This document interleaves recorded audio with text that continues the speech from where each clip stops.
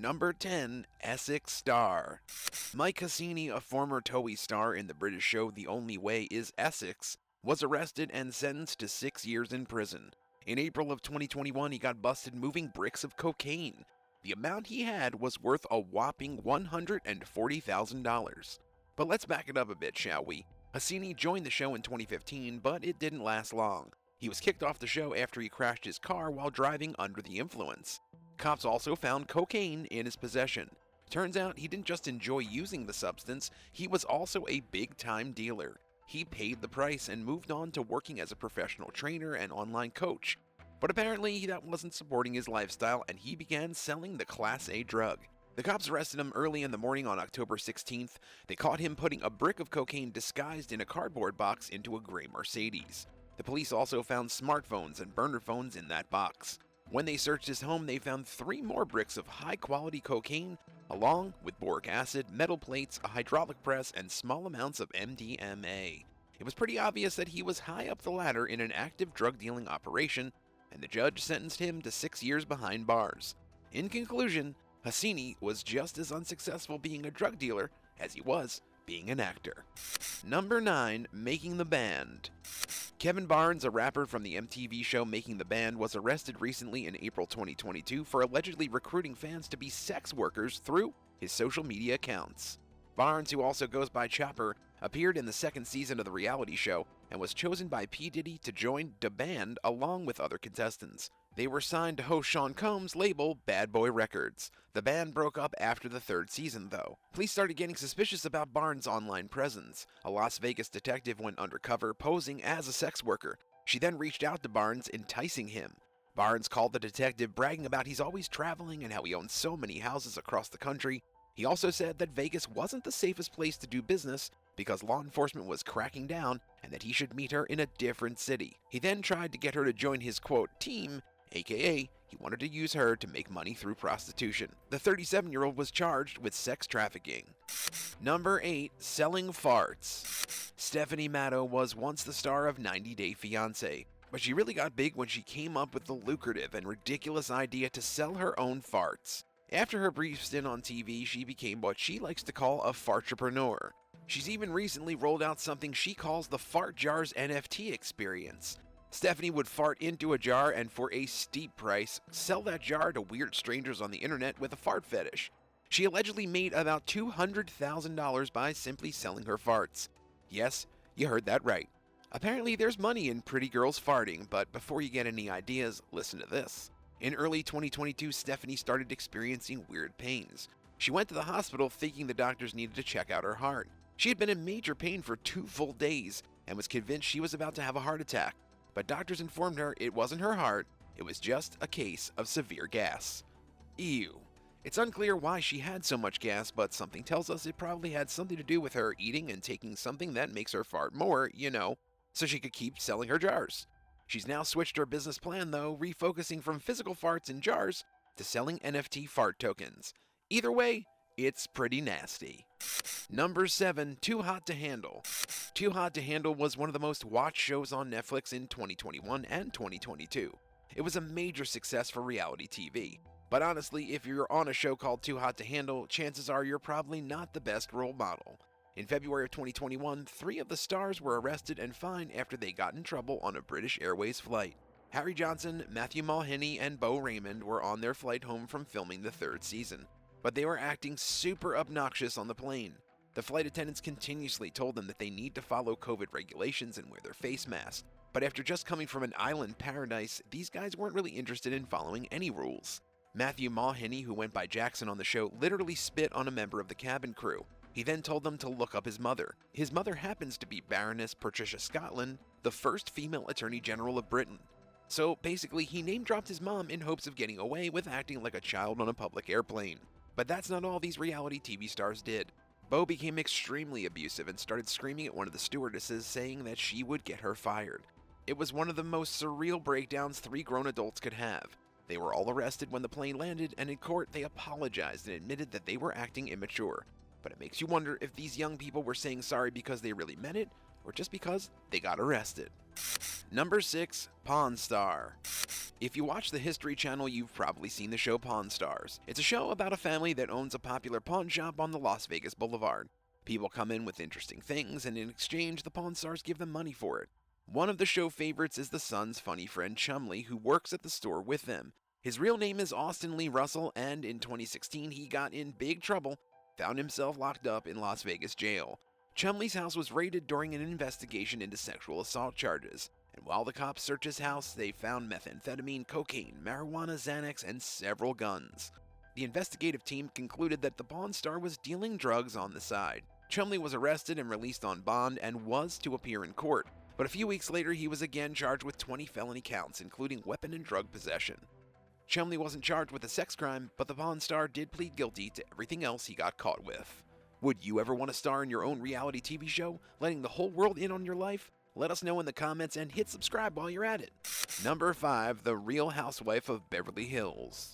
Kim Richard from the show The Real Housewives of Beverly Hills was arrested in April 2015 after behaving erratically at the Beverly Hills Hotel. Apparently, she was past the point of no return drunk. Employees at the hotel asked her to leave, but instead of getting an Uber and calling it a night, she ran into a bathroom and locked herself inside.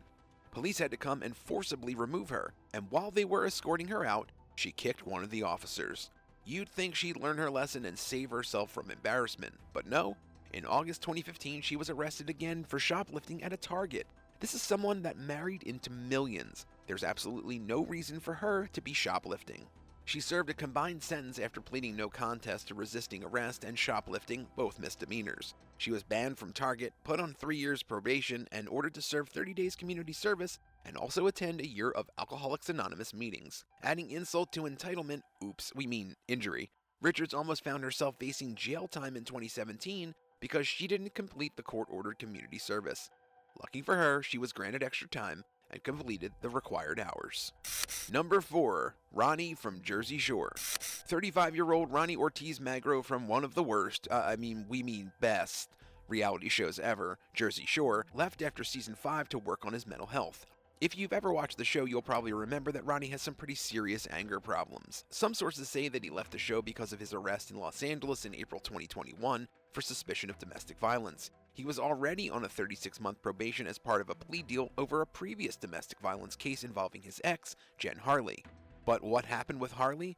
Ronnie and Harley reportedly had a rocky relationship and split in 2019.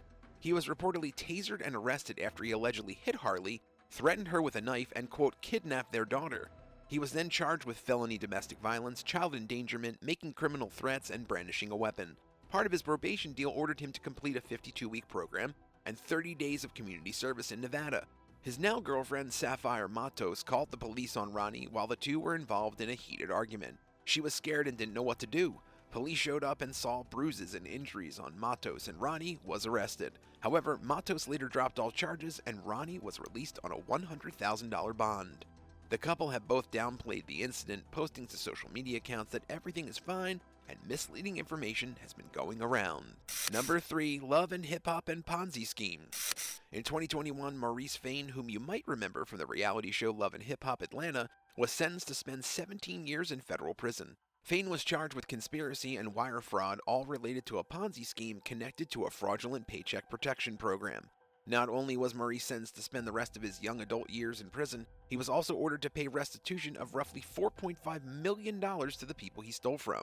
According to Kurt R. Erskine, Maurice's attorney, Maurice ran the Ponzi scheme through states across the country between March 2013 and May 2020. He defrauded about 20 people who invested in his supposed trucking business. Instead of using his investors' cash to operate the business, he used their money to pay off his own personal debts and live a lavish lifestyle. He even spent over $5 million in an Oklahoma casino.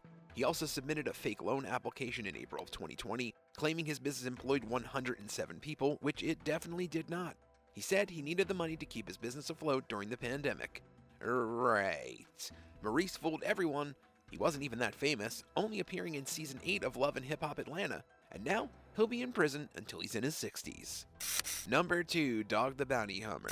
In 2020, Justin B. Hogg from the show Dog the Bounty Hunter was arrested in Colorado in connection with a violation of probation. He was on probation for domestic violence charges. Justin is not actually related to Dog, but is the son of Moon Angel, the woman Dog started dating after Beth passed away in 2019. Justin was also on the wrong side of an ongoing fight between him and Lisa Chapman, Dog's daughter. She'd accused him of trying to steal her stepmom's ashes.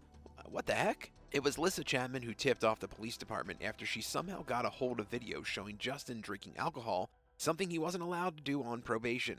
Officers went into his house and found him drinking and smoking dope. Justin was arrested for violating his probation, but later released. This was just one more twist in the story of America's favorite bounty hunter, who hasn't done anything but cause drama since the filming of his TV show ended. Number 1. Dance Mom. Abby Lee Miller is the superstar of the hit show Dance Moms. Even if you're not familiar with the show, you might be familiar with Abby. She's the one that's always screaming at little kids dancing. When the new season came out, Abby wasn't on it, and the reason why is becoming way too popular among the stars. In 2015, the 52-year-old dance instructor and coach was indicted for fraud and got herself put in prison. Before the show even started, years before this, Abby was going through a tough financial situation and filed bankruptcy. She owed almost $500,000 in real estate taxes, but when she started on the show, she obviously started making a lot more money. The problem is, she didn't report it. Her bankruptcy reorganization plan was still in the process of getting approved when the judge on the case happened to see her on TV. When the FBI and IRS investigated how much money Abby was actually making, they charged her with 20 counts of bankruptcy fraud, concealing assets, and making false bankruptcy declarations. In order to hide the money she was making, Abby allegedly created secret bank accounts and had friends travel with hundreds of thousands of dollars that belonged to her in their suitcases. She allegedly hid $775,000 worth of income altogether. Abby was also charged with customs fraud for trying to conceal money she made from her Dance Moms Australia masterclass tour. After trial, Abby was sentenced to a year and a day in prison and over $150,000 in fines. After she was released, she spent some time in a halfway house because her sentence was cut short when she was diagnosed with spinal cancer. She went through chemotherapy and was left unable to walk. Luckily, she is now cancer-free and uses a wheelchair to get around, though that hasn't affected her ability to train and scream at aspiring young dancers. Thanks for watching. If you had your own reality TV show, what would it be like? Tell us about it in the comments below and don't forget to subscribe. See you next time on The Bad Badger.